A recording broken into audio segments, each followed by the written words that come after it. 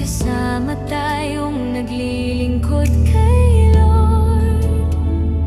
Sa bawat dasal siya ang ating sandigang lubos. Sa saya at lungkot, sa liwanag at dilim, pananampalataya ang patuloy nating kakapitan pa rin. Sa biyaya ng Diyos tayo ay pinagtibay, pag-ibig na hinulma sa tiyaga at dangal. Magkasama sa hirap, magkasama sa tagumpay.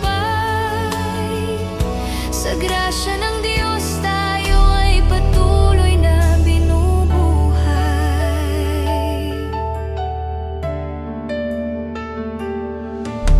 Marami mang pagsubok,